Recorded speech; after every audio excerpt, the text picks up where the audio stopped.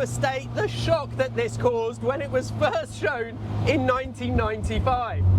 I was 22 at the time and I just couldn't believe that Renault, which was making boring hatchbacks and saloons, was launching a mid-engine, aluminium chassis roadster so focused that it didn't even come with a windscreen. It should have passed into legend, but through no fault of Renault, things didn't quite pan out like that. Let's find out more.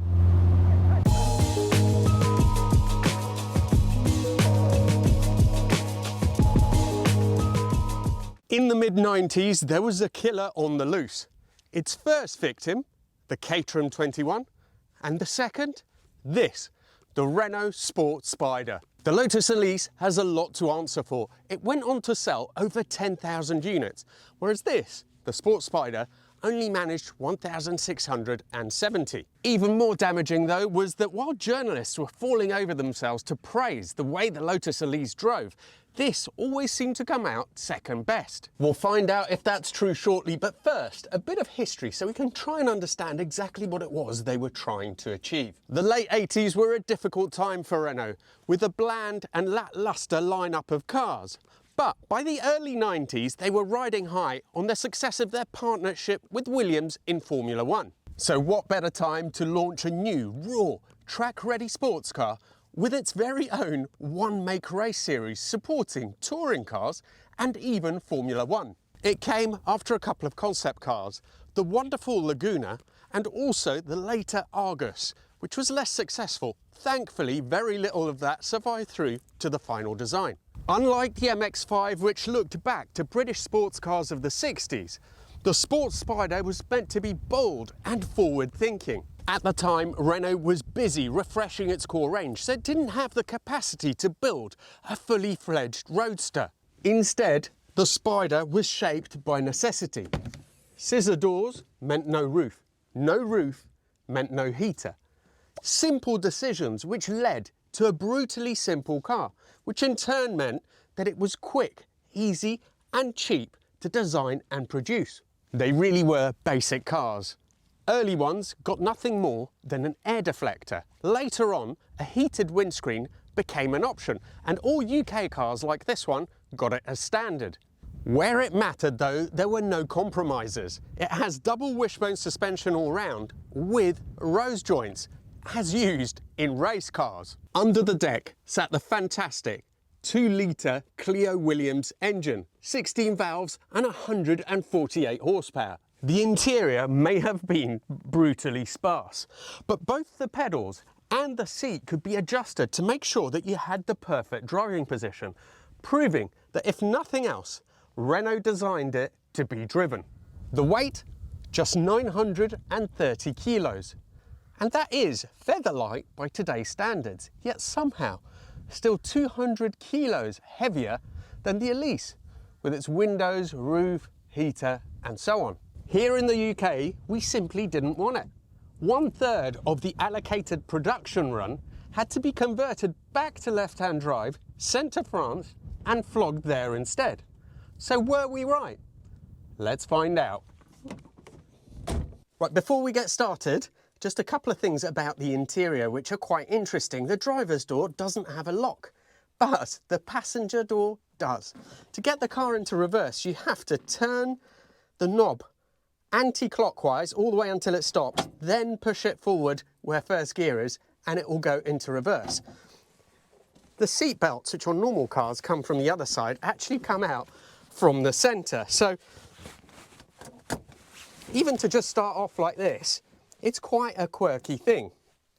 Then, I have to say already, we're comparing it to the Elise, and the way these doors shut and everything else, the build quality is really on another level, much better on this car. But this is what we really want to hear.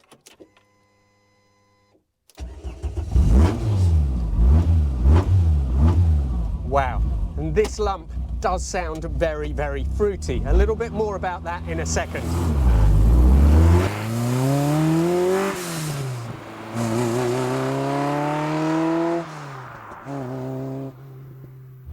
Before we even consider how it drives, there's something else I need to tell you which explains a lot. When it was launched, this cost £26,000. That's a full £7,000 more than an Elise. When you also consider that it's a lot heavier, kind of starts to make a little bit of a difficult case for itself. Yes, it had more power, 150 versus 118, but an Elise S1 weighs 640 kilos in some specs. This really has a lot more weight, and yet there's nothing to it, and it's all aluminium. So how is it that Renault were able to make it so heavy? Well, there's an interview, a very interesting interview on Big Car with Patrick Lecomant, who was then the head designer of Renault. And he explained that initially, I think they had the weight down to about 720 kilos, so still heavier than an Elise, but much better. But what happened at the time was that Renault was concentrating a lot on making their standard cars safer, you know, acing the NCAP tests. And when they had done this, obviously in its current format, it wouldn't really have performed very well in a crash. So they put a lot more material on it in the chassis specifically, and that explains why it was so much heavier. Inside, it's so incredibly focused. You have your 3 pods there, and in the middle a big tacho, temperature gauge, and then fuel gauge, and that's it. There you have like a display which shows the speed, the time, and again also the actually that's the fuel gauges on there, and this is the oil temperature, and then the heated window switch here, hazards, and that is it. Oh no, there's a little sort of safety panel there as well, which I don't think was in the early cars, which has things like, I don't know, warning lights for brakes, all that kind of stuff. Now, nothing in this car is assisted, and that includes the brakes, which require a very strong shove, but I quite like that, and they're so easy to modulate because of it. Now, journalists at the time, one of the main complaints they had is that the 150 horsepower it came with wasn't really enough to tax the chassis, to make the car feel alive. So today, this one has had quite a few tweaks, and the power that it puts out is much more in line with the race versions, so close to 200 horsepower. So hopefully that will help its cause a little bit. Let's see how it feels taken through the gears.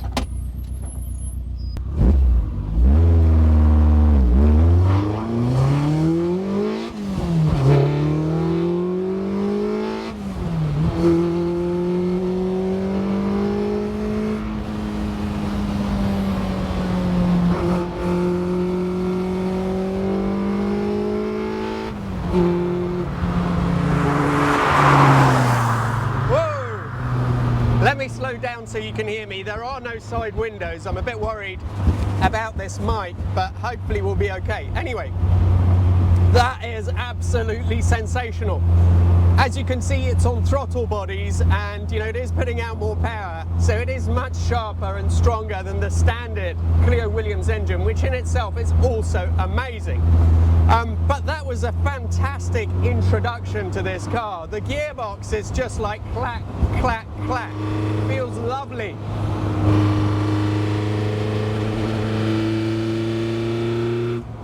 Those throttle bodies are so loud though.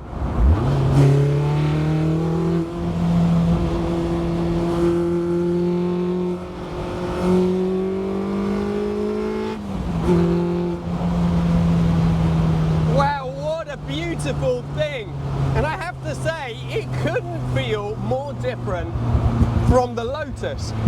I think I can see why at the time journalists were a little bit meh about this car, because whereas the Elise is completely alive, the steering wheel rides in your hands, the whole car feels like it's moving, darting around, following the road. The moment you look at the steering, it telepathically follows what you're doing. This is totally different. It's far more measured and more stable.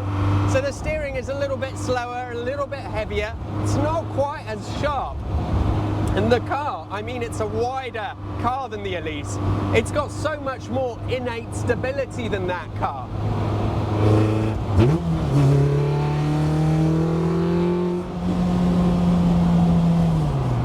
I think that the cause of the Sport Spider is really helped by the engine tune that we have here. I think it helps bring the car alive. You can see why having the extra power definitely works.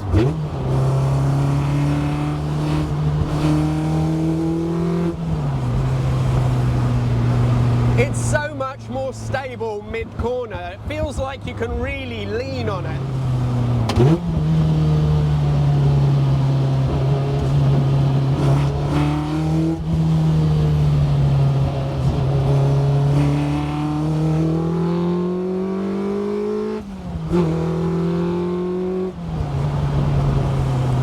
Well, our favourite bit of road has just been re-tarmacked. That's the first time I've been through it since that's happened, so that's great. And it felt brilliant through there. It doesn't have the agility of its nemesis for sure, but I think it's a car which maybe has deep down a little bit more ability. Let's take it through the gears again.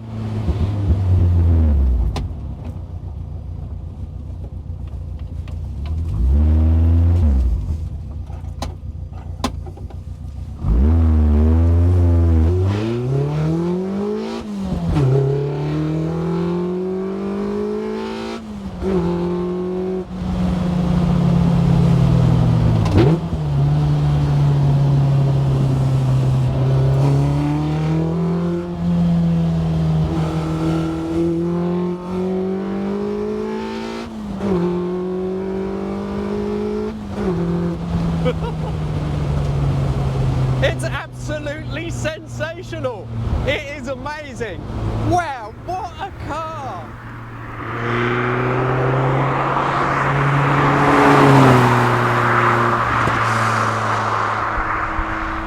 Look, I don't know what it is. Maybe it suits my driving style better than the Elise, but I have to say, as much as I love my Elise, there are ways in which it is better than this. Overall, after this very short drive, if you had to tell me which one of the two do you prefer, very unexpectedly, I'd have to say is the Sport Spider. That's a little bit unfair because this has an engine which isn't standard, but I like the calmer, more measured nature that this has. On this bit of road, the Elise is just screaming at you the whole time. It's darting around. It always feels like it wants to chuck itself off the road. That also means that it's incredibly agile, really quick to turn, and it feels like you're bonding with it more than anything else. But this, the Sport Spider, to me, has a little bit more of a depth of talent. It's more stable, so you can, at least an ordinary driver like me feels like I can push it harder without getting a bit worried about what it's doing. Oh, it's brilliant fun. The amount of grip it has, you know, that wide track as well, it's astonishing. It's definitely more grippy in a corner than my S1 Elise. Now also, when it comes to looks, I'd only ever seen these in pictures, I think, and I didn't love them. I always loved my Lotus. I thought it was just brilliant. But seeing this in the flesh now, it's a cleaner design and it adheres more sort of purely to the sort of Barchetta ethos of those sort of Italian racing cars of the 50s. It looks absolutely great. There is no doubting though that it's completely impractical. No side windows, the noise in here. I mean, it's very docile when you're going, but look, we're coming to some bends, so I'm going to have a bit of fun here, then we'll talk some more.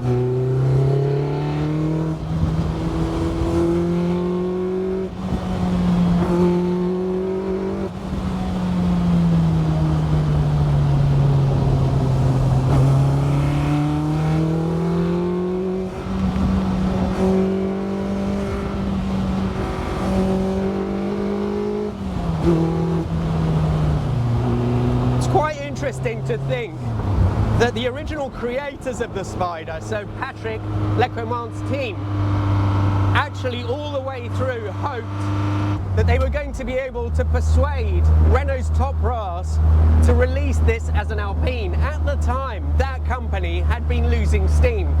They weren't selling many cars. The later cars had become a bit heavy and fat compared to the original ones. So this would have been the perfect thing to revitalize it. Unfortunately, Renault's management wanted to get something out of it for Renault itself. So whilst the factory was used to build it, the name wasn't used for it.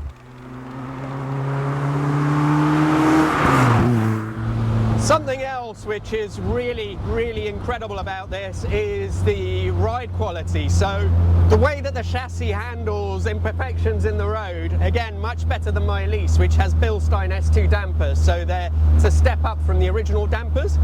This still has the body control, but it handles the bump with so much maturity. It's so, you know, the springing and the damping works so well together. It's fantastic. So all in all, it makes it, apart from this engine with the, you know, super sharpness of it, as a chassis, it's much less raw edged than the Elise, and I think some may prefer that. I think I do, frankly, and some may not. Some may like the sort of mad, rabid whippet nature of the S1, but it's an incredible car. And back to the looks, yeah, so also in the flesh, this does look pretty sensational. It's a shame that you have to have, but you have to for safety, this massive hoop. Kind of detracts a little bit from the lines, and maybe from the back it doesn't look all that great from some angles, but overall it's a brilliant thing. Now, if this has whetted your appetite, it certainly has mine. Let me tell you how much it would cost to buy one. At the moment, I think I only found one for sale in the UK at £27,000. It's a lot of money, really, and an S1 Elise for 22, you could get a very low mileage, top prime example of an S1. So again, this is more expensive. Maybe there's a reason for it though. It feels more exotic.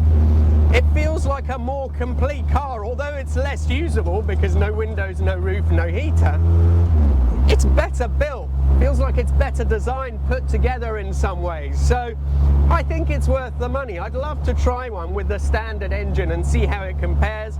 I think the extra wick of excitement that this one has with that engine helps to bring it to life. It's so accomplished and so stable that I could see why a standard car might be thought of as not quite exciting enough.